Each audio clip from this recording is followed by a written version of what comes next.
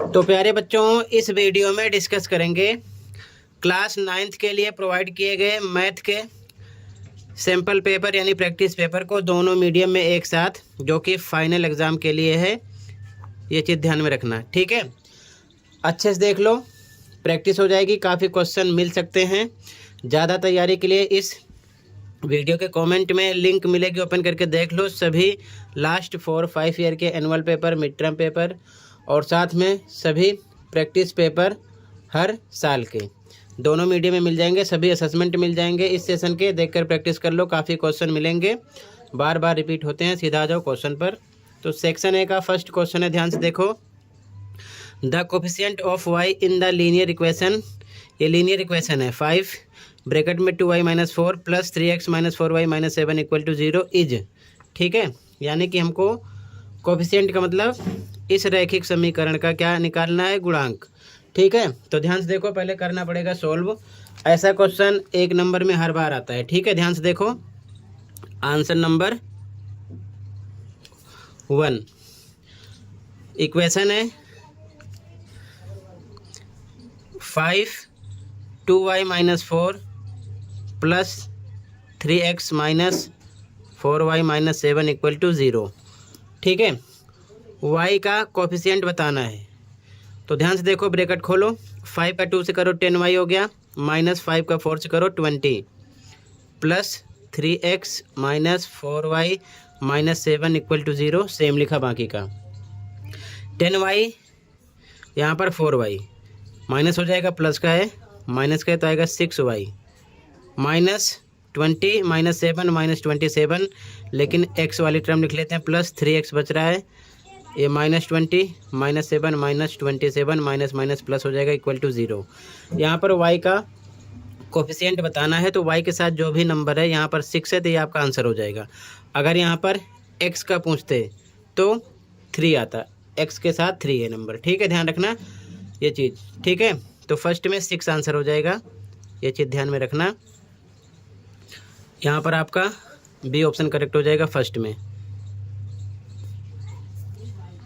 ठीक है। फर्स्ट में बी ऑप्शन करेक्ट हो जाएगा 6। कहीं पर कोई डाउट होगा तुरंत बताना, ठीक है। अगला क्वेश्चन देखो, the value of root 50 is, ध्यान से देखो, रूट 50 का मान है, आंसर 2 देखो।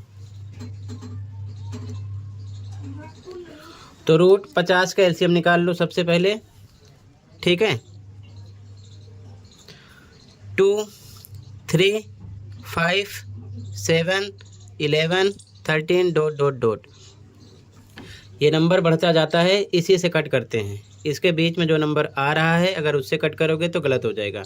तो एलसीएम निकालेंगे 50 का, तो पहले 2 से कट होगा, आएगा 25, ठीक है। फिर 5 से कट होगा, 2 से नहीं कट होगा 25, 3 से नहीं कट होगा, 5 से कट होगा 5 पर, फिर 5 एकम 5, यानी कि लिख सकते हैं इसके फैक्टर को 2 × 5 × 5। पेयर इसका बन रहा है, एक बाहर निकलेगा, एक फिनिश हो जाएगा और रूट में बचेगा 2, तो ये आंसर हो जाएगा, ठीक है। ऐसा ऑप्शन का है आपका 2√5 बी, ठीक है। तो यहाँ पर भी बी करेक्ट हो जाएगा, बी ऑप्शन करेक्ट है सेकंड में, ठीक है।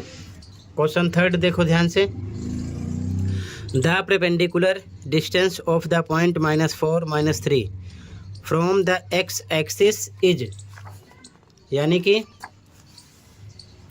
बिंदु P -4 -3 की x अक्ष से लंबिक दूरी है। ये क्वेश्चन हर बार आ रहा है, ध्यान रखना, ठीक है। ध्यान से समझना। Answer third. पॉइंट कौन सा है? पॉइंट है -4 -3, -4 -3। तो ध्यान समझो, ये होता है x, ये होता है y। अगर x अक्ष यानी x एक्सिस से पूछें आंसर तो y वाला आंसर होगा, अगर y की बात की है तो x वाला आंसर होगा। लेकिन कभी भी नेगेटिव यानी कि माइनस के साथ आंसर नहीं होता, हमेशा प्लस यानी पॉजिटिव के साथ होता है। तो एक्स एक्सिस से तो वाई वाला आंसर हो जाएगा 3 आएगा, लेकिन ध्यान रखना माइनस में है, इससे कोई मतलब नहीं है, प्लस का हमें लिखना है, हमेशा डिस्टेंस प्लस में आएगी। ठीक है, तो यहाँ पर आंसर 3 हो जाएगा। अगर वाई से पूछते तो आंसर आता प्लस का 4। ये चीज़ ध्यान में रखना, बच्चे यहीं पर कंफ्यूज होते हैं, क्योंकि ऑप्शन में माइनस प्लस दोनों के साथ आपको ऑप्शन मिलेंगे। तो यहाँ पर एक्स अक्ष से -3 नहीं +3 आएगा, बी ऑप्शन करेक्ट हो जाएगा। ठीक है, तो यहाँ पर आपका बी ऑप्शन करेक्ट हो जाएगा, +3। ठीक है, ये चीज़ ध्यान में रखना, एक्स एक्सिस से +3, अगर वाई से बोलते तो वाई से +4 आता, ध्यान रखना। ठीक है, अगले क्वेश्चन पे आ जाओ। In triangle ABC AB = BC and angle B = 40 degree, then value of angle C is. Hindi में देखो, त्रिभुज ABC में AB = BC और एंगल B = 40 डिग्री है, तो कोण C का मान ज्ञात कीजिए। ध्यान से देखो सॉल्यूशन, आंसर नंबर 4।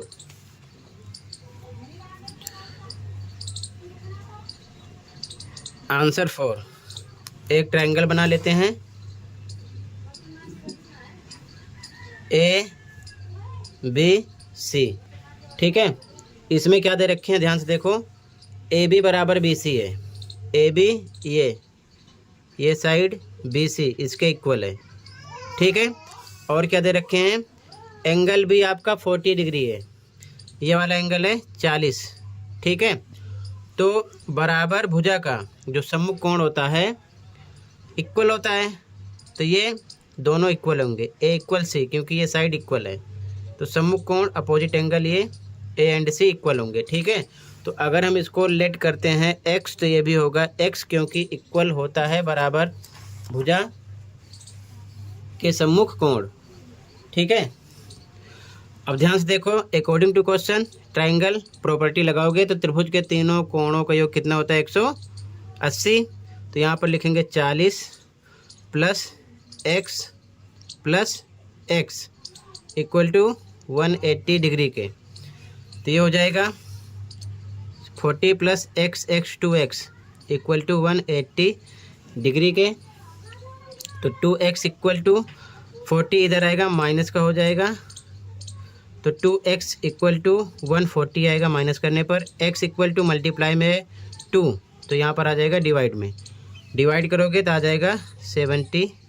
ठीक है, तो यहाँ पर क्या पूछा गया क्वेश्चन में, एंगल C का मान बताइए, तो एंगल C 70 आएगा। अगर एंगल A पूछते तब भी 70 ही आता, क्योंकि बराबर भुजा के सम्मुख कोण बराबर होते हैं। तो यहाँ पर आपका ऑप्शन नंबर B करेक्ट हो जाएगा। ठीक है, आंसर नंबर 4 में क्लियर है, तो यहाँ पर आएगा 70 डिग्री। ध्यान रखना, इंग्लिश मीडियम में C ऑप्शन है, अलग अलग है, ध्यान रखना। ठीक है, हिंदी में B है, हिंदी में B है, इंग्लिश में C है, नोट कर लेना। ठीक है, ऑप्शन इधर उधर है। अगले क्वेश्चन पे आ जाओ। The triangles made by 2 intersecting lines are shown in figure, ये फिगर है। What additional information is required to prove that triangle TOI congruent triangle SOD। Hindi में देखो क्वेश्चन को, 2 प्रतिच्छेदी रेखाओं द्वारा बनाए गए त्रिभुज को चित्र में दिखाया गया है। त्रिभुज TOI सर्वांशा में त्रिभुज SOD को सिद्ध करने के लिए क्या अतिरिक्त जानकारी की आवश्यकता है। ध्यान से देखो, यहाँ पर एक चीज़ तो यहाँ पर गिवन है, ध्यान समझो डायग्राम में ही। ठीक है, ये गिवन है, इक्वल है OI इक्वल है OD के, यानी OI = OD। क्लियर है। दूसरी चीज़, ये दोनों रेखाएं TSDI एक दूसरे को इंटरसेक्ट कर रही हैं, यानी प्रतिच्छेद कर रही हैं O पर। तो यहाँ पर ये शीर्षाभिमुख कोण बन रहा है, यानी कि वर्टिकली अपोजिट एंगल, तो इसका नाम है TOI, एंगल TOI इक्वल हो जाएगा किसके, DOS के, एंगल DOS के। ठीक है, ये भी यहाँ पर क्लियर है, ये भी यहाँ पर दिया है। ठीक है, और आगे देखो ध्यान से। अब हमें चाहिए क्या, अगर हम साइड एंगल साइड भुजा कोण भुजा प्रॉपर्टी लगाएंगे तो साइड इक्वल है ये इसके दोनों ट्रायंगल में, ये मान लो ट्रायंगल 1 है, ये 2 है, ये साइड इसके इक्वल है। ध्यान से देखो, ये साइड इसके इक्वल है, ये एंगल इसके इक्वल है, तो हमें एक साइड चाहिए क्योंकि एंगल बीच में आना चाहिए। तो अगर ये वाली साइड OT इक्वल हो जाए किसके, OS के, ये वाली साइड इसके इक्वल हो जाए तो ये कॉन्ग्रुएंट प्रूव होगा किस रूल से, साइड एंगल साइड रूल से। तो OT इक्वल होना चाहिए OS के, तो यहाँ पर C कंडीशन लेंगे हम। ठीक है, तो यहाँ पर आपका C करेक्ट हो जाएगा, ध्यान रखना, साइड एंगल साइड रूल से। ठीक है, ये कॉन्ग्रुएंट होगा, ये इसके इक्वल है, ये एंगल इसके इक्वल है, तो ये साइड इसके इक्वल होनी चाहिए। समझ गए, तो यहाँ पर आपका C करेक्ट हो जाएगा। TO इसी को OT बोल सकते हो, इक्वल OS। ठीक है, ये वाली साइड इस साइड के इक्वल होनी चाहिए क्योंकि ये साइड इसके इक्वल गिवन है, ये एंगल इसके इक्वल होगा, वर्टिकली अपोजिट एंगल है, तो ये साइड इसके इक्वल होगी। तो साइड एंगल साइड प्रॉपर्टी से दोनों ट्रायंगल 1 2 कॉन्ग्रुएंट हो जाएंगे, तो C करेक्ट हो जाएगा।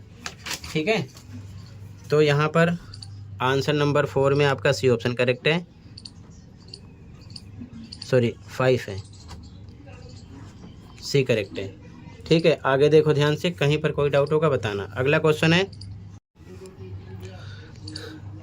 अगला question 6, A terminated line can be produced indefinitely is Euclid's.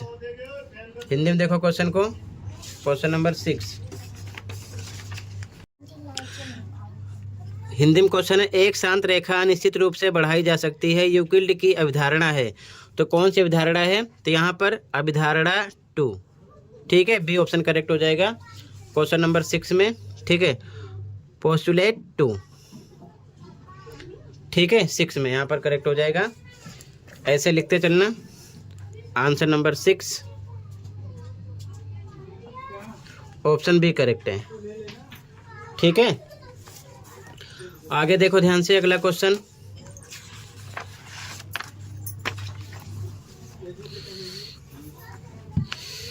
The curve surface area of A hemisphere is. एक अर्धगोले का वक्र पृष्ठीय क्षेत्रफल है। तो सबसे पहले आपको एक फॉर्मूला तो पेपर में मिलेगा, तो सभी फॉर्मूले याद कर लेने हैं, 1 2 नंबर में आपको फॉर्मूले जरूर मिलेंगे। ठीक है, ये चीज़ ध्यान में रखना। तो अर्धगोले का वक्र पृष्ठीय क्षेत्रफल होता है 2πr²। ठीक है, B ऑप्शन करेक्ट हो जाएगा, यहाँ पर आपका 2πr²। ठीक है, सभी फॉर्मूले अच्छे से पढ़ लेना ताकि ज़्यादा दिक्कत ना हो, पेपर में क्वेश्चन भी आप फॉर्मूले से ही कर पाओगे। ठीक है, ये चीज़ ध्यान में रखना। तो आंसर नंबर 7 में आपका B ऑप्शन करेक्ट है। ठीक है, B ऑप्शन करेक्ट है।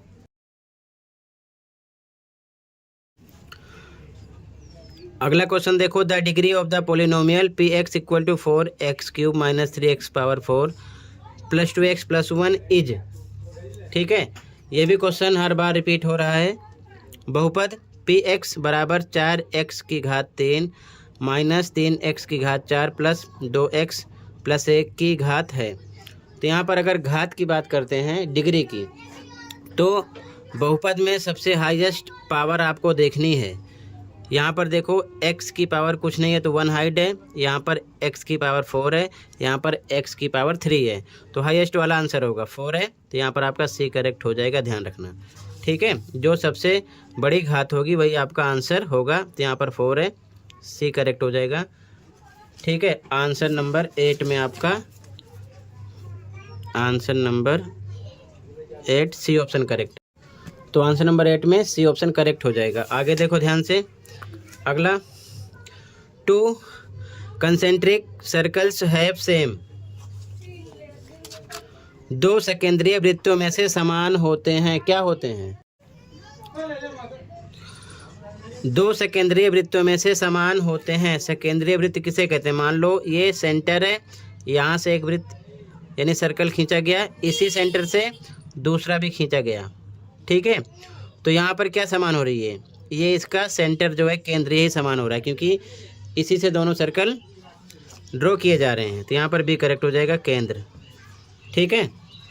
ये चीज़ ध्यान में रखना, यहाँ पर आ जाएगा बी सेंटर, ठीक है, क्वेश्चन नंबर 9 में, ठीक है। तो यहाँ पर आपका क्वेश्चन नंबर 9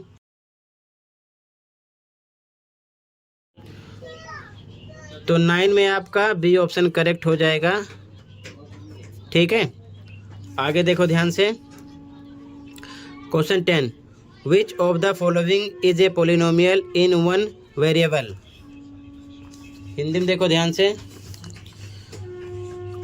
निम्नलिखित में से कौन सा एक चर वाला बहुपद है?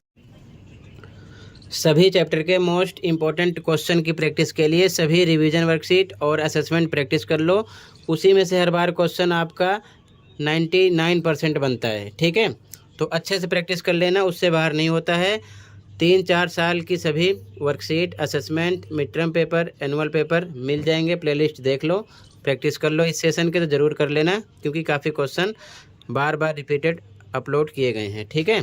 तो एक चर वाला बहुपद यानी कि one variable, which of the following is a polynomial in one variable. तो वन वेरिएबल का मतलब होता है ए टू जेड में से केवल एक ही अल्फ़ाबेट होना चाहिए, या तो एक्स या तो वाई, कुछ भी दो नहीं होना चाहिए, उसे वन वेरिएबल बोलते हैं, और बहुपद भी हो, ठीक है। तो यहाँ पर देखो ए ऑप्शन में एक्स वाई 2 हो गया, तो ये नहीं है, बाकी बहुपद है, लेकिन एक चर वाला वन वेरिएबल नहीं है। यहाँ पर देखो एक्स वाई हो गया, इसलिए ये भी नहीं है, 2 चर वाला है, और ये बहुपद नहीं है क्योंकि बटे में वाई है, ठीक है। तो ऊपर जाने पर माइनस में पावर इसकी हो जाएगी, ये नहीं है, ये है क्योंकि इसमें केवल एक्स है, ठीक है ना, डिग्री इसकी 1 है, तो बी इसीलिए यहाँ पर करेक्ट हुआ है, ठीक है। ऑप्शन नंबर बी करेक्ट हो जाएगा क्वेश्चन नंबर 10 में। बाकी आप असेसमेंट और रिवीजन वर्कशीट जरूर देख लेना इस चैप्टर की, अच्छे से पूरा कॉन्सेप्ट क्लियर हो जाएगा, ओके। अगले क्वेश्चन पे आ जाओ। 96 डिग्री का प्रतिवर्ती कोण है, the reflex angle of 96 degree is. तो आपको करना क्या है, यहाँ पर आपका 10 में भी ऑप्शन करेक्ट हो गया है। आंसर नंबर 11 देखो ध्यान से, इसमें आपको प्रतिवर्ती के लिए 360 में से डायरेक्ट माइनस कर दिया करो, कितना दिया है 96, इसको माइनस कर दो, ठीक है। तो जब 96 माइनस करोगे 360 में से, तो आपको आंसर मिल जाएगा 264 डिग्री, ठीक है। तो यहाँ पर आपका डी ऑप्शन करेक्ट हो जाएगा, ठीक है। आगे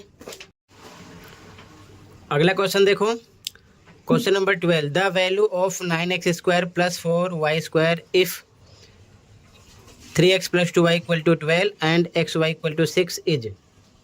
क्वेश्चन इंपॉर्टेंट है, असेसमेंट का क्वेश्चन है चैप्टर 2 का, ठीक है। यदि 3x + 2y = 12 और xy = 6 है, तो 9x² + 4y² का मान है। ध्यान से देखो सॉल्यूशन, तो ध्यान से देखो सॉल्यूशन, आंसर नंबर 12। क्वेश्चन में क्या क्या पता है, 3x + 2y = 12, और क्या पता है xy = 6। निकालना क्या है, 9x² + 4y² = क्वेश्चन मार्क है, ठीक है। अब ध्यान से देखो, तो हम यहाँ पर इसका स्क्वायर करेंगे, बोथ साइड स्क्वायर कर रहे हैं, ठीक है। तो इधर भी होल स्क्वायर कर दिया, इधर भी कर दिया। यहाँ पर हम लगाएंगे a + b का होल स्क्वायर, जो कि होता है a² + B square plus 2ab। ठीक है, तो ए पर आपका है 3x, बी पर 2y है, तो यहाँ पर 3x का स्क्वायर करेंगे प्लस बी पर 2y का स्क्वायर प्लस 2ab, 2 पे 2 इंटू ए पर रखेंगे ए की वैल्यू 3x इंटू बी पर 2y।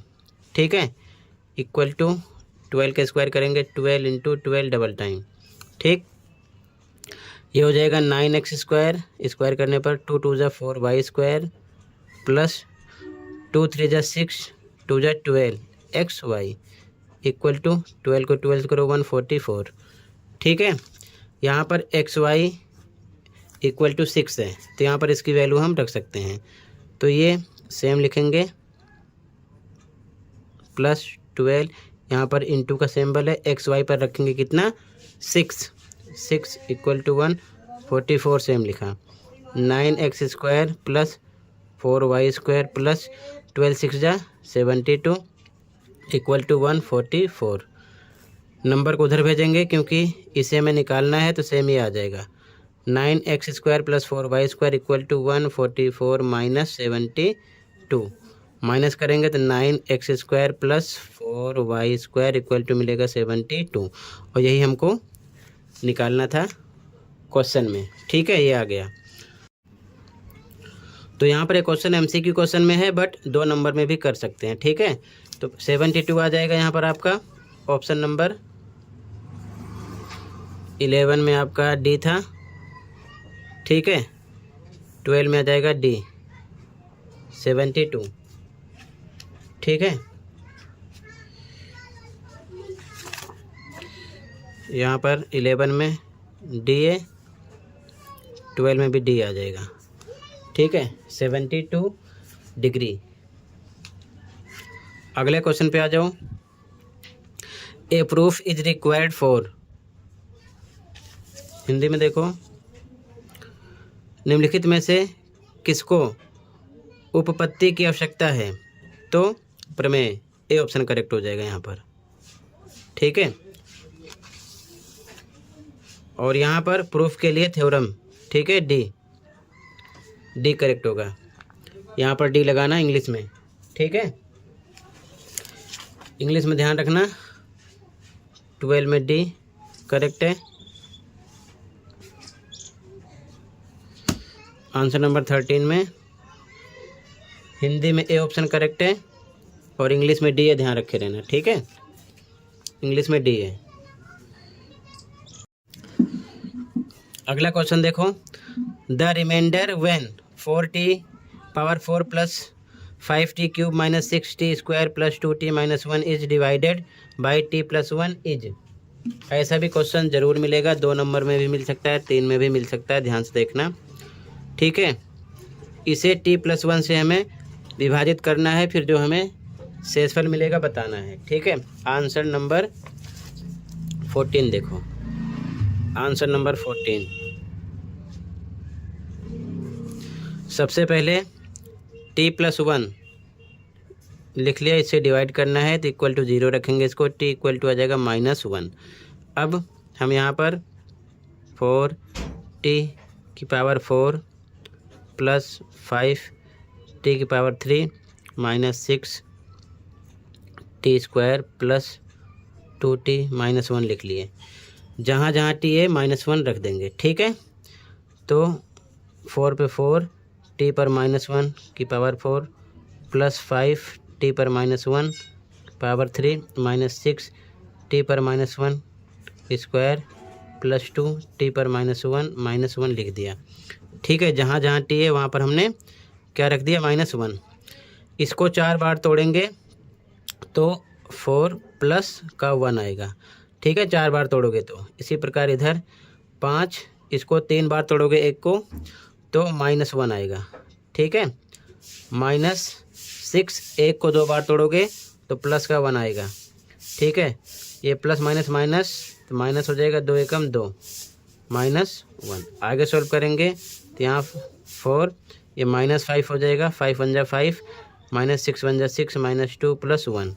ठीक है, अब माइनस वाला एक साथ प्लस करो, 2 1 3 6 3 9 में 5 मिला दो 14, तो यहाँ लिख दिया 4 माइनस 14, माइनस करोगे तो आ जाएगा आपका माइनस में 10। ठीक है, ये आंसर हो जाएगा। क्लियर है। यहाँ पर भी देख लो, जैसे इसको आप -1 को 4 बार प्लस मल्टीप्लाई करोगे, -1 इंटू -1 इंटू -1 इंटू -1। ठीक है, इस प्रकार। तो ये प्लस का हो जाएगा, 1 तो आएगा लेकिन minus minus plus, plus minus minus, minus plus plus में आएगा। इसी प्रकार 3 टाइम करोगे, मान लो ये नहीं है तो 1 तो आएगा लेकिन minus minus plus minus minus में आएगा। तो सेम वही यहाँ पर मेंशन किया गया। ठीक है, तो यहाँ पर आपका 14 में -10, बी ऑप्शन करेक्ट हो जाएगा। ठीक है, ऑप्शन बी करेक्ट है 14 में। ठीक है, -10। आगे देखो ध्यान से, क्वेश्चन नंबर 15 देखो ध्यान से। In figure A B and C D are two equal chords. A B C D ये दोनों इक्वल हैं of a circle with centre O. ठीक है, O P and O Q are perpendiculars. O P ये और ये perpendicular हैं on chords A B and C D respectively. If angle P ओ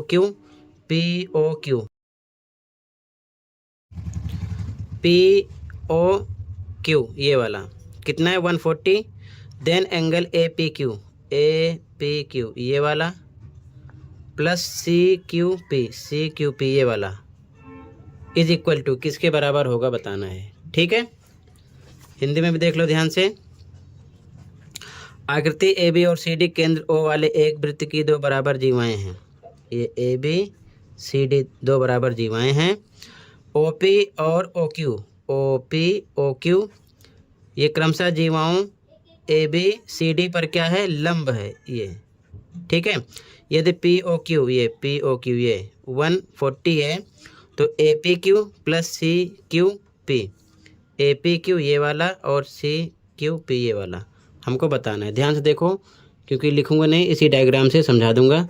ध्यान से देखो। ठीक है, ए बी सी डी जो जीवा है ये बराबर है, यानी ये कोड इक्वल है। ठीक है, तो इस पर जो लंब पड़ रहा है ये ओ पी और ओ क्यू ये भी इक्वल होगा, ये चीज़ ध्यान में रखना। ठीक है, यहाँ पर समझो, ये 2 जीवा है। ठीक है, इक्वल है। यहाँ पर ये जो इस पे लंब है ये भी इक्वल होगा, और ये बन क्या रहा है, ट्रायंगल। ठीक है, और इसकी वैल्यू कितनी है, 140 है। अगर ये इस पर परपेंडिकुलर है, लंब है, तो 90 डिग्री इधर भी होगा, 90 डिग्री इधर भी होगा। सेम इधर 90 ये होगा और 90 ये होगा। ठीक है, तो हमसे ये इतना पूछा गया है। ठीक है, तो सबसे पहले समझो ट्रायंगल है, तो त्रिभुज के तीनों कोणों का योग होता है 180। ये 140 है और ये बराबर भुजा है, तो इसके जो अपोजिट एंगल होंगे यानी सम्मुख कोण ये बराबर होंगे। ठीक है, तो 140 ये है, तो अगर ये x होगा तो ये भी x होगा, इस प्रकार से। ठीक है, इक्वल होगा 180 के, तो x हो गया 2x बराबर 180। 140 इधर आएगा, किसका हो जाएगा, माइनस का। तो 2x बराबर कितना घटाने पर 40, तो x बराबर आएगा 40/2 यानी कि आएगा 20। तो कहने का मतलब 20 ये भी है, 20 ये भी है, तीनों को मिला लो, 140 20 160 20 180 हो गया। ठीक है, अब समझो ध्यान से, तो ये हमारा आ गया 20 ये आ गया, 20 ये आ गया। ठीक है, हमसे ये इतना पूछे हैं। ठीक है, ये अब समझो ध्यान से, ये यहाँ से यहाँ तक 90 है, ये भी 90 है, तो ये 20 है, ये 20 है, इतना 20 20 90 में से दोनों में से घटाएंगे तो 70 ये बच रहा है, 70 ये बच रहा है ना। समझो ध्यान से, ये 20 आ गया पूरा, यहाँ से लेके यहाँ तक कितना है, 90 है, तो 90 में से 20 कम करो तो इतना आ जाएगा, कितना आ गया, 70। ये पूरा यहाँ से यहाँ तक 90 है लंब की वजह से। ठीक है, जो परपेंडिकुलर है, तो जब ये 90 है तो 20 इतना कम कर देंगे तो इतना आ जाएगा 70, और हमको दोनों का प्लस बताना है। ठीक है, तो 70 + 70 140 आ जाएगा। ठीक है, दोनों को जोड़कर बता देंगे। तो यहाँ पर इन दोनों को मिलाकर आएगा 140। ठीक है, तो यहाँ पर आपका सी ऑप्शन करेक्ट हो जाएगा। यहाँ पर POQ, यहाँ पर पूछे APQ ये इतना और CQP ये इतना, तो 20 ये निकल गया, 20 ये निकल गया, 90 में से 20 कम हुआ 70 और ये भी कम हुआ 70 मिला देंगे तो आ जाएगा 140। सी ऑप्शन करेक्ट हो जाएगा। क्लियर है? कहीं पर कोई डाउट होगा बताना। ठीक है, तो यहाँ पर आपका सी ऑप्शन हो जाएगा 140। ठीक है, 140 डिग्री। अगले क्वेश्चन पे आ जाऊँ। अगला क्वेश्चन है the value of x in 2x + 5 = 13 is.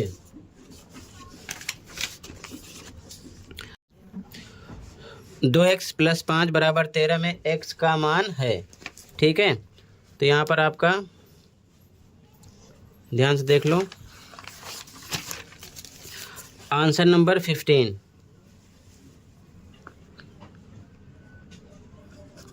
C correct है, सी ऑप्शन। आंसर नंबर 16 देखो, 2x + 5 = 13, 2x + 5 = 13। नंबर इधर आएगा तो 2x = 13 + 5 माइनस का हो जाएगा, नंबर में निशान बदल जाएगा, ये आ जाएगा 8। तो x = 8/2 मल्टीप्लाई में डिवाइड में आ जाएगा, डिवाइड करोगे तो आएगा 4। ठीक है, तो यहाँ पर आपका सी करेक्ट हो जाएगा, 16 में भी 4 आएगा, तो यहाँ पर 4 सी ऑप्शन हो जाएगा दोनों में। ठीक है, ऑप्शन सी करेक्ट हो जाएगा क्वेश्चन नंबर 16 में। अगला क्वेश्चन नंबर 17, दो चरों वाले रैखिक समीकरण का ग्राफ दर्शाता है। The graph of a linear equation in 2 variables represents, तो स्ट्रेट लाइन। ठीक है, बी करेक्ट हो जाएगा। यहाँ पर आपका एक रेखा। ठीक है, 17 में बी करेक्ट है।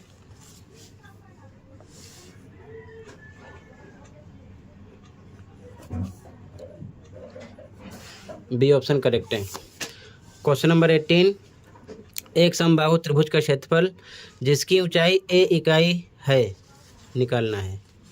ठीक है, the area of an equilateral triangle having altitude a unit is.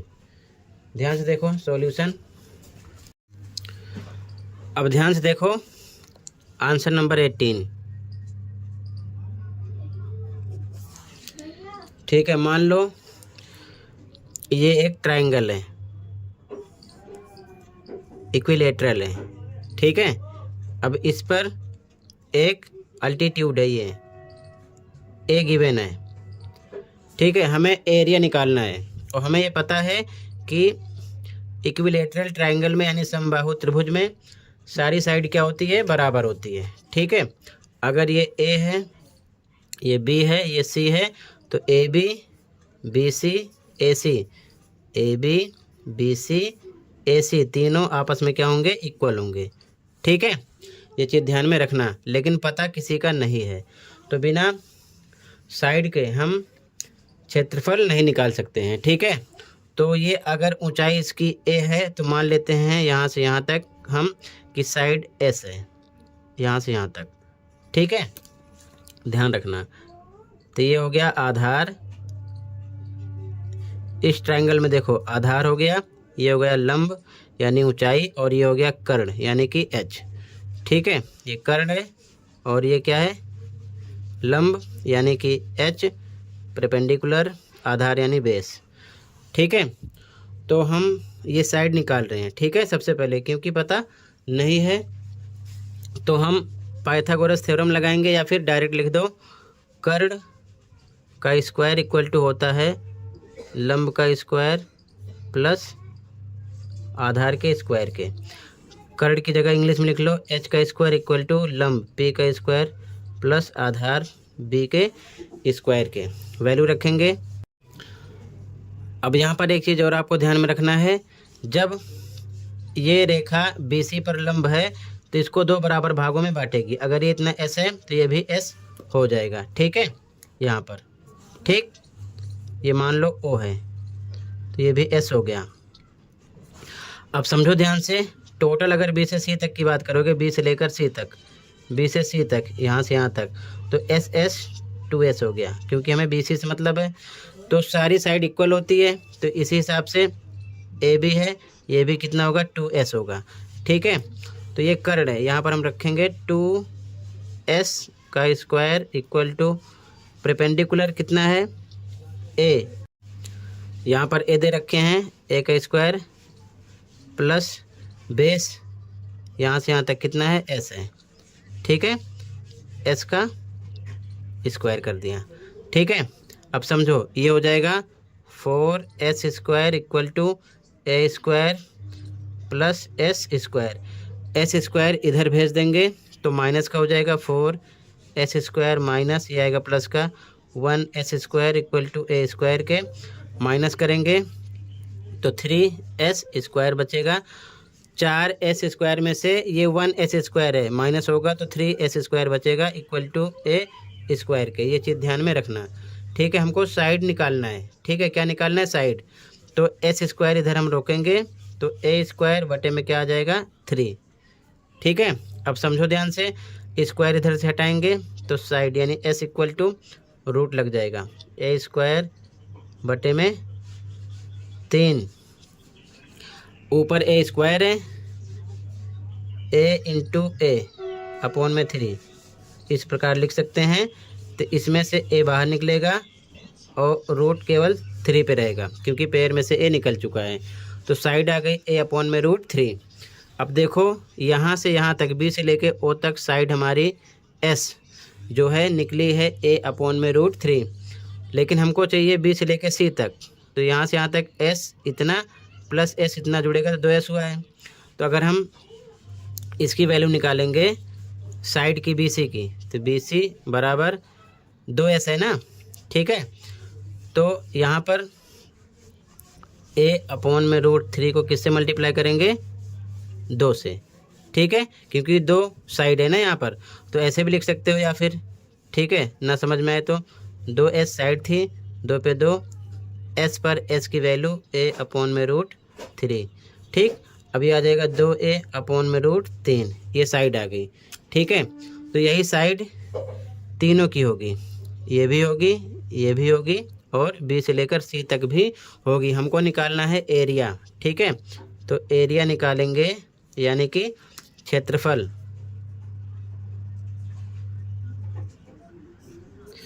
तो डायरेक्ट फॉर्मूला भी यूज कर सकते हो। ठीक है, समबाहु त्रिभुज का जो कि होता है रूट में 3 बटे में 4 A स्क्वायर। A यहाँ पर साइड है। ठीक है, तो रूट 3 बटे में 4 A स्क्वायर।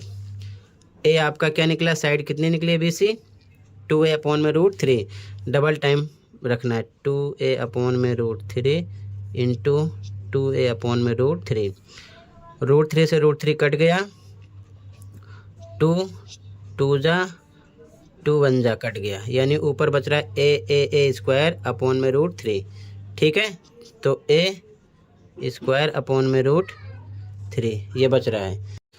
तो देखो ऐसा ऑप्शन यहाँ पर है, तो ऐसा ऑप्शन नहीं है। ठीक है, तो टेंशन नहीं लेना है। अब हर का परिमेयकरण करो। रूट 3 नीचे है तो रूट 3 से ऊपर, रूट 3 से नीचे मल्टीप्लाई होगा, तो ऊपर आएगा रूट 3 A स्क्वायर अपॉन में पेयर बन जाएगा, 3 निकलेगा। ठीक है, इस प्रकार से पेयर बनेगा तो 3 निकलेगा। तो इस प्रकार से ये आएगा आंसर। अब ऐसा ऑप्शन आपका रूट 3 अपॉन में 3 A स्क्वायर C है। ठीक है,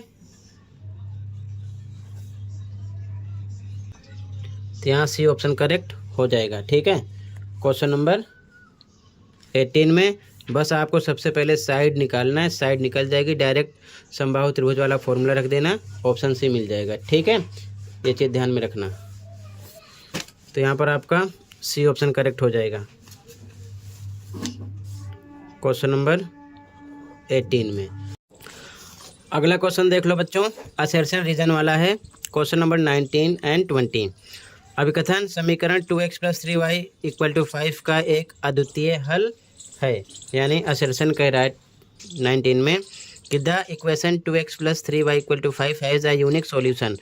तो बच्चों ये यूनिक सॉल्यूशन जो बता रहा है ऐसा नहीं है, क्योंकि हम x y की वैल्यू अलग अलग रख कर अलग अलग निकाल सकते हैं, बहुत सारी निकल जाएगी, तो अद्वितीय हल नहीं है। ठीक है, तो यहाँ पर ये आपका फॉल्स है, यानी रॉन्ग है। जब ये फॉल्स है तो अगला स्टेटमेंट देखना कोई मतलब नहीं है, क्योंकि ऐसा एक ही ऑप्शन है, असर्शन ए इज़ फॉल्स, केवल डी में आता है, तो डी हो गया करेक्ट यहाँ पर।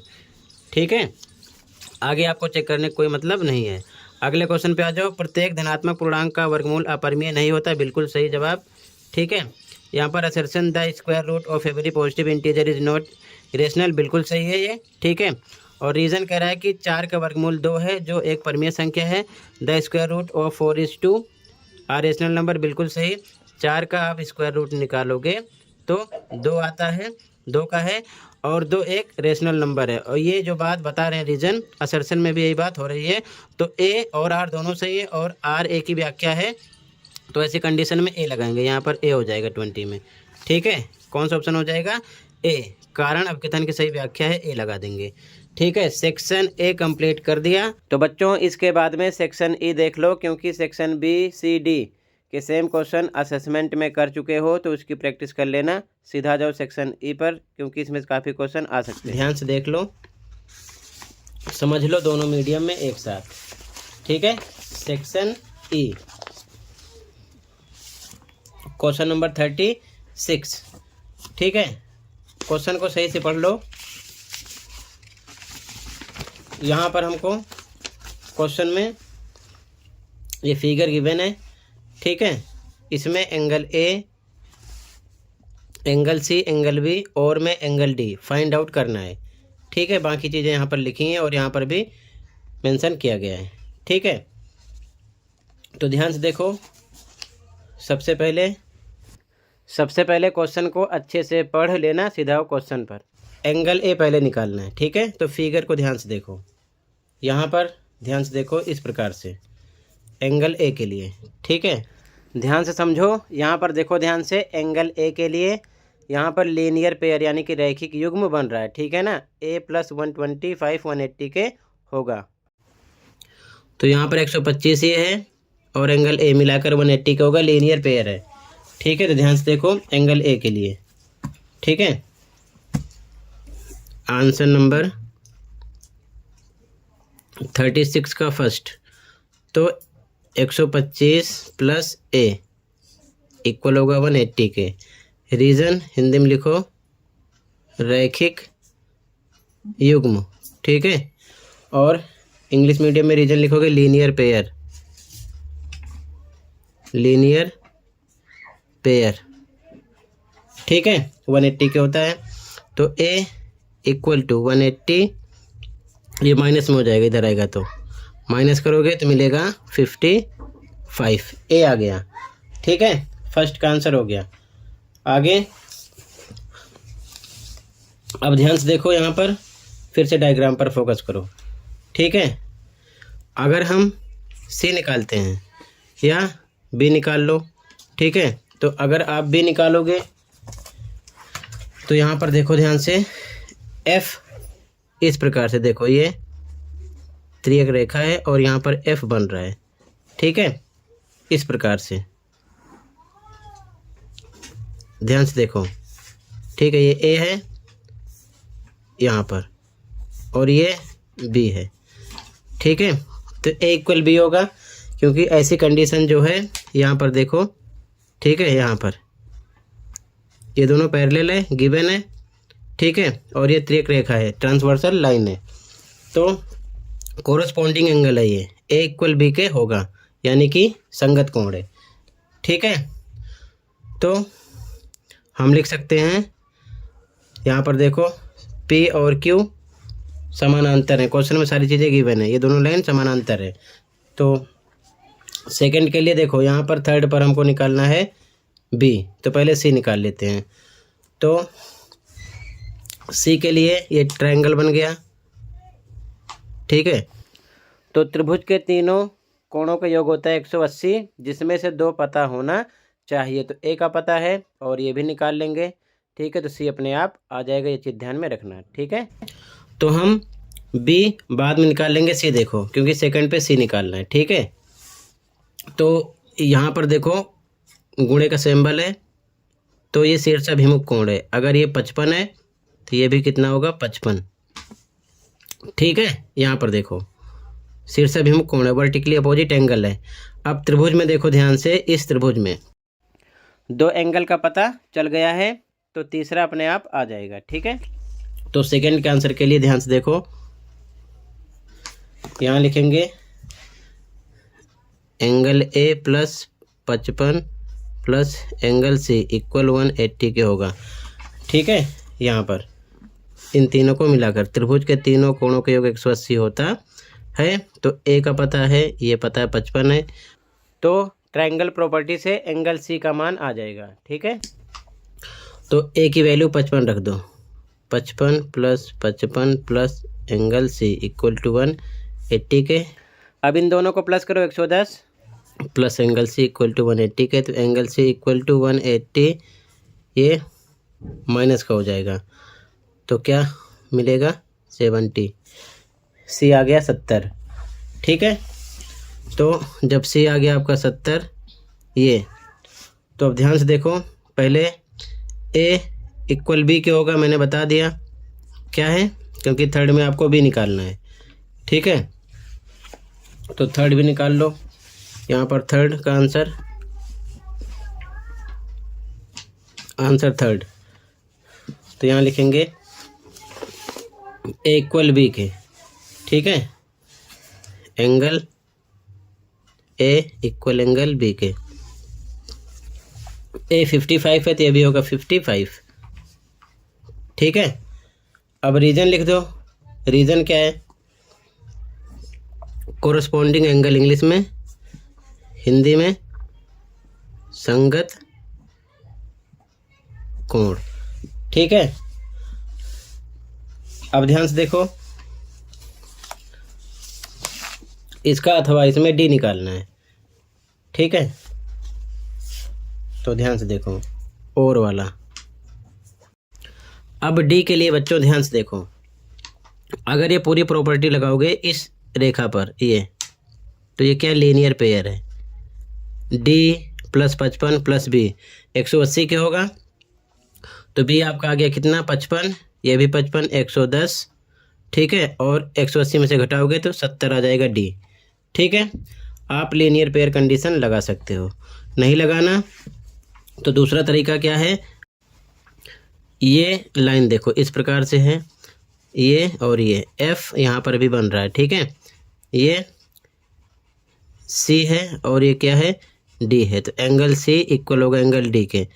ये भी क्या बन रहा है संगत कोण, ठीक है, यानी कि कोरस्पॉन्डिंग एंगल। तो जब ये 70 है सी, तो ये भी 70 आ जाएगा वैसे भी, ठीक है।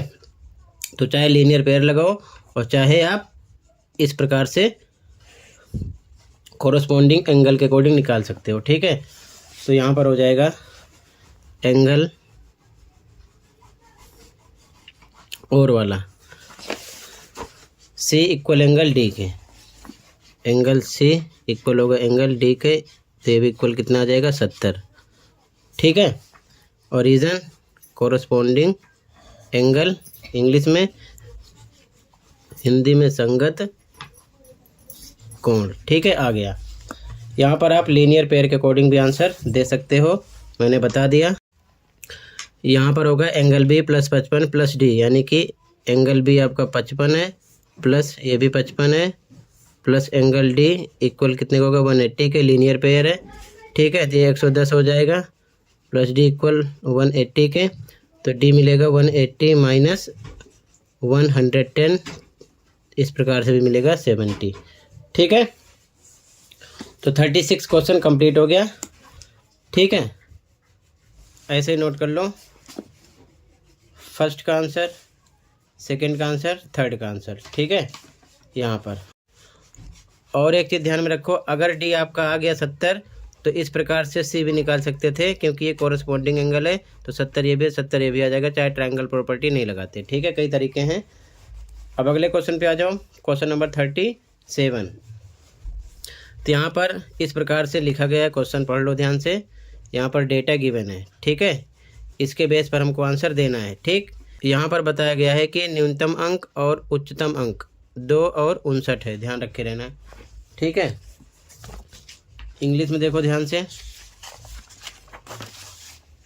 इस प्रकार से क्वेश्चन है, यहाँ पर सारी चीज़ें मेंशन है। ठीक है, पढ़ लो, सीधा क्वेश्चन पे आ जाओ। इस प्रकार से फिगर गिवन है। पहला क्वेश्चन है, first what is the width of the class. ठीक है, ध्यान से देखो, हिंदी में क्वेश्चन, वर्ग अंतराल की चौड़ाई कितनी है।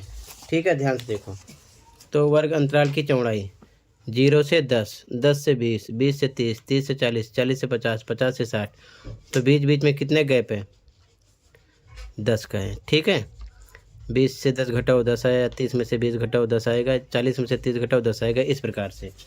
तो ध्यान से देखो, आंसर कैसे लिखोगे, आंसर नंबर 37 का फर्स्ट, तो फर्स्ट का आंसर आपका हो गया 10। ठीक है, कोई से भी एक माइनस करके देख लो, 10 आ जाएगा। ठीक है, इस प्रकार से 10 हो गया इसमें। ठीक, यहाँ पर अगला, how many students scored 50% and above marks. कितने छात्रों ने 50% और उससे अधिक अंक प्राप्त किए। ध्यान से देखो, तो सबसे पहले यहाँ पर आपको समझना है। ठीक है, ध्यान से देखो, 0 से 10, तो यहाँ पर नंबर ऑफ स्टूडेंट 2 है। 10 से 20 पर ध्यान से देखो, ये कितना, ये 10। 20 से 30, तो 20 से 30, ध्यान से देखो, ये थोड़ा यहाँ से जा रहा है। ठीक है, तो 20 से 22, यहाँ पर 21 पड़ रहा है, इसके बीचों बीच पर है, 21 हो गया। ठीक है, इसके बाद में ये देखो, 30 से 40, ये ऐसे कंपेयर करोगे तो यहाँ पर इसके बीच में पड़ रहा है, बीच पर। ठीक है, तो 19 हो रहा है ये। 40 से 50, ये देखो, 40 से 50, ये 7। ठीक है, 50 से 60, ये देखो, ये इसका भी आधा है, ये 1। ये ध्यान रखना, काम आएगा। ठीक है, तो how many students scored 50% and above marks. तो सेकंड का आंसर देखो, सबसे पहले कैसे करोगे, पहले हम यहाँ देखेंगे कि टोटल कितने स्टूडेंट हैं। ठीक है, यहाँ पर 50% निकालना है, और टोटल यहाँ पर marks of the students, marks की बात कर रहा है। ठीक है ना, तो 60 दिया गया है। ठीक है, तो हम निकालेंगे 50% 60 का, तो 50% इक्वल टू हो जाएगा 50 अपॉन में परसेंट हटेगा, 100 लगेगा इंटू 60, क्योंकि यहाँ पर विद्यार्थियों द्वारा प्राप्तांक टोटल है 60 का। ठीक है, तो ध्यान से देखो, 0 से 0 कट गया, 0 0 कट गया, 6 पंचे 30 आ गया। ठीक है, तो 50% और इससे ऊपर वाले स्टूडेंट बताने हैं। ठीक है, यहाँ पर कि कितने बच्चे 50% या उससे अधिक अंक प्राप्त किए। ठीक है, तो देखो 30 से 40, 30 से अगर हम बात करें तो यहाँ पर देखो 19, और फिर 40 से 50 7, और 50 से 60 1, तो 30 से स्टार्ट करना है, क्योंकि 50% के हिसाब से 30 आ रहा है। ठीक है ना, तो 50% और उससे अधिक के हिसाब से 30 नंबर या 30 से ऊपर देखना है। तो ध्यान से देखो, एक तो हो जाएगा 30 से 40 19 प्लस अगला 7 प्लस 1। ठीक है, ये हो जाएगा 19 प्लस 7 प्लस 1। तो आगे लिखेंगे बच्चों, आंसर नंबर 3 में ध्यान से देखो, 30 के अकॉर्डिंग यहाँ लिखेंगे नंबर ऑफ स्टूडेंट्स, यानी कि हिंदी में विद्यार्थियों की संख्या।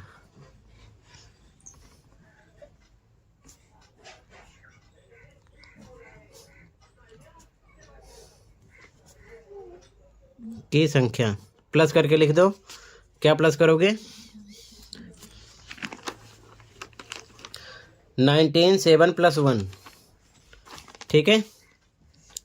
19 + 7 + 1 = 27, ठीक है।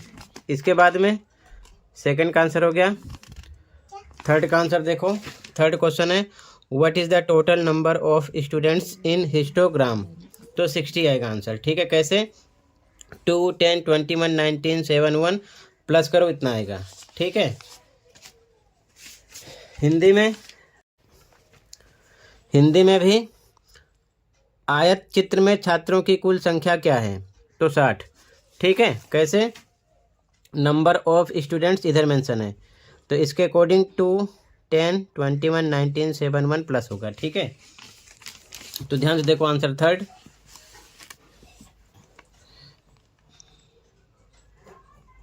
थर्ड का आंसर प्लस करेंगे 2 10 2 + 10 + 21 + 19 + 7 + 1 = 60 स्टूडेंट्स, ठीक है, यानी कि विद्यार्थी, ठीक है। थर्ड का आंसर हो गया। और वाला क्वेश्चन है what is the range of the collected marks. Hindi में देखो, एकत्रित अंकों का परिसर क्या है? परिसर बताना है। तो परिसर का फॉर्मूला होता है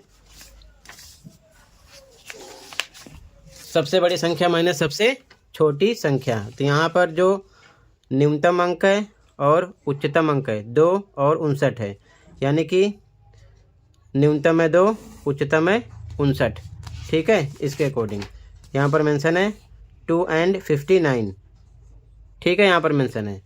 तो हम निकालेंगे और का आंसर। तो परिसर बराबर परिसर यानी कि रेंज, ठीक है। रेंज निकालना है तो रेंज का फॉर्मूला हो जाएगा largest number minus smallest number, ठीक है। तो आपका लार्जेस्ट है 59 -2 स्मॉलेस्ट है 57 आंसर आएगा, ठीक है। क्लियर है? तो इस प्रकार से ये और का आंसर हो जाएगा यहाँ पर, ठीक है। हाईएस्ट है 59 और लोवेस्ट है 2, तो 59 - 2 करेंगे रेंज के लिए, तो ये आंसर बनेगा 57 इस प्रकार से, ठीक है। अगले क्वेश्चन पे आ जाओ, कहीं पर कोई डाउट होगा बताना, ठीक है। अगले क्वेश्चन पे आ जाओ। अगला क्वेश्चन इस प्रकार से है, यहाँ पर देख लो, ध्यान से मेंशन है, ठीक है। तो ध्यान से देखो बच्चों, question number 38, a school canteen has left with besan chilla and fruit juice to offer to students on a certain days. Some students visit the canteen group 1, यानी कि 2 ग्रुप हैं, group 1 and group 2। Group 1 bought 3 besan chilas and 2 fruit juices and paid 160 rupees. Group 2 bought 5 besan chilas and 4 fruit juices and paid 280 rupees. इस base पर हमें यहाँ से answer देना है। कहने का मतलब ये है कि 2 ग्रुप कैंटीन में गए हैं, ठीक है। पहले ग्रुप ने यानी पहले समूह ने 3 बेसन चीला और 2 गिलास फलों का रस खरीदा, टोटल 160 रुपये दिया। दूसरे ग्रुप ने 5 बेसन चीला 4 गिलास फलों का रस खरीदा, 280 रुपये भुगतान किया। तो फर्स्ट क्वेश्चन है, फर्स्ट इसमें समूह 1 के लिए रैखिक समीकरण युग्म बनाइए from the pair of linear equation for group 1। तो ध्यान से देखो, सबसे पहले कौन कौन सी चीज़ें यहाँ पर खरीदी जा रही हैं ये आपको पता होना चाहिए, ठीक है। अब ध्यान से देखो बच्चों, आंसर नंबर 38 का फर्स्ट। ठीक है, तो सबसे पहले माना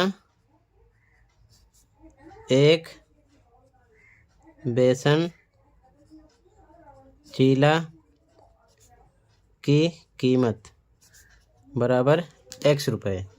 ठीक है, इंग्लिश में लेट प्राइस ऑफ वन बेसन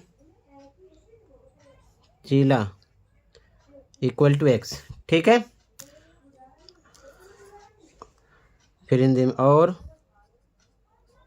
और एक गिलास, किसकी बात की गई है? फलों का रस। ठीक है, एक गिलास रस की कीमत बराबर y। ठीक है, इंग्लिश में and price of one fruit juice equal to y। ठीक है, तो फर्स्ट का आंसर क्या बनेगा? ध्यान से देखो, इक्वेशन 1 के लिए समीकरण बनाना है। तो समूह 1 के लिए, तो समूह 1 ने क्या किया? देखो ध्यान से, 3 बेसन चीला और 2 गिलास खरीदा है। 3 बेसन चीला 2 गिलास और टोटल दिया है 160 rupees.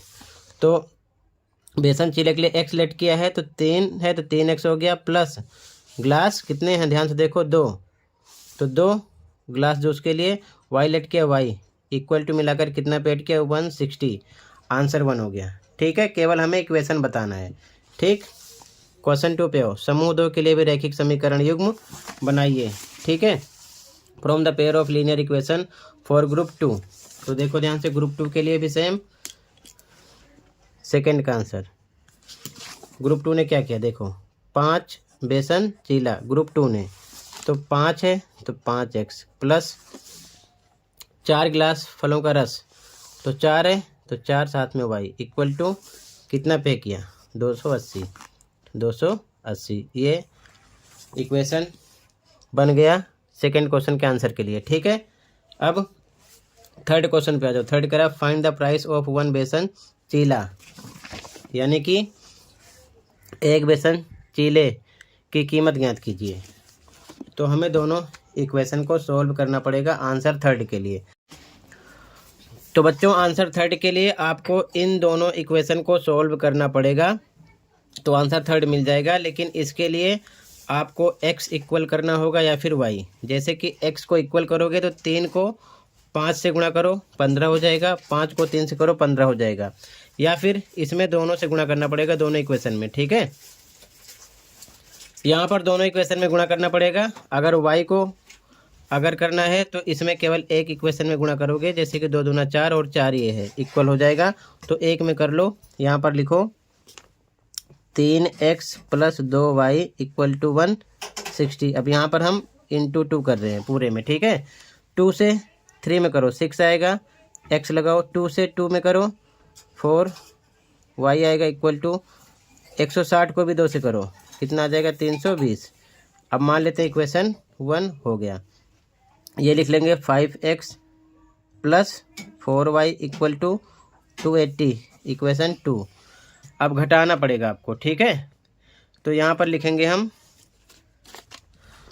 Subtracting equation 1 and 2, Hindi में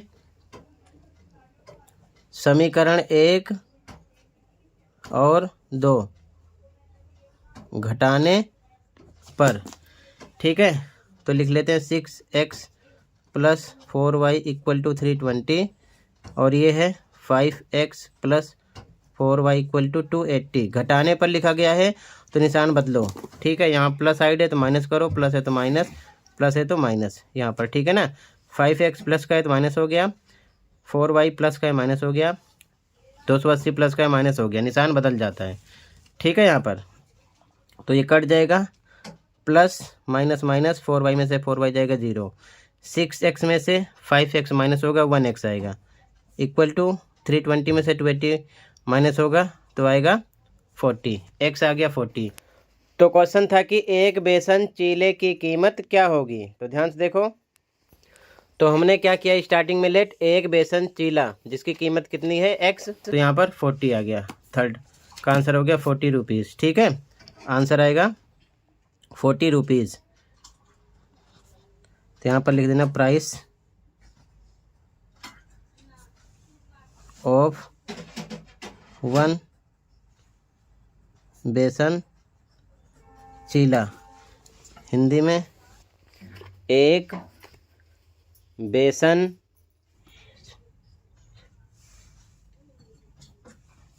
चीला की कीमत बराबर 40 रुपये। ठीक है, ये हो गया आंसर थर्ड। अब इसका और क्या कह रहा है, और कह रहा है कि एक फ्रूट जूस की कीमत क्या है। ठीक है, यानी कि what is the price of 1 fruit juice. तो इसके लिए इसी इक्वेशन को फिर से आगे सॉल्व करना पड़ेगा। ठीक है, तो यहाँ पर x की वैल्यू आ गई थी, तो इसी को आगे हम सॉल्व कर देंगे। ठीक है, फोर्थ के लिए इधर देख लो, x का मान किसी में भी रख दो, y का मान आ जाएगा, और y आ जाएगा तो आपका आंसर हो जाएगा। ठीक है ना, फ्रूट जूस की कीमत। ठीक है, क्योंकि यहाँ पर आपको फ्रूट जूस 1 फ्रूट जूस की प्राइस बताना है।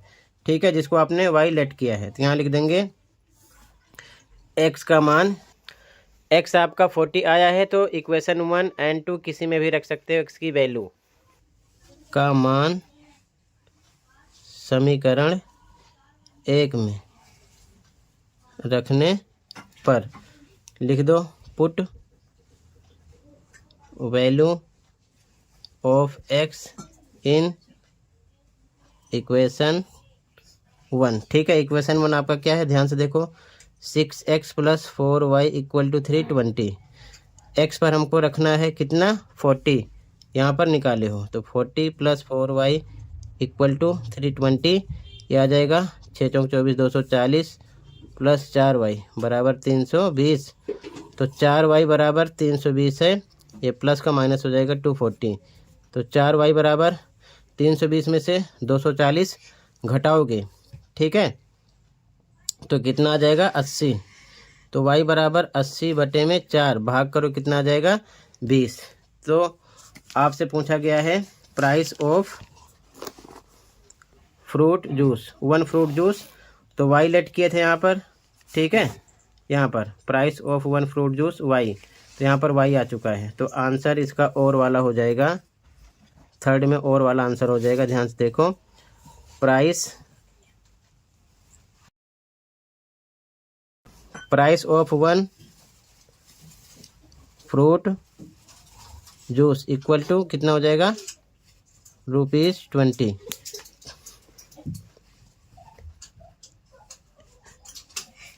एक गिलास जूस की कीमत 20 रुपये हो जाएगी। ठीक है, तो और का भी आंसर हो गया। तो इसी के साथ ये जितने क्वेश्चन थे कंप्लीट हो गए। आई होप अच्छे समझ में आया होगा। फिर भी कहीं पर कोई डाउट है कमेंट कर सकते हो। मिलते हैं अगली वीडियो में। Thank you for watching and take care.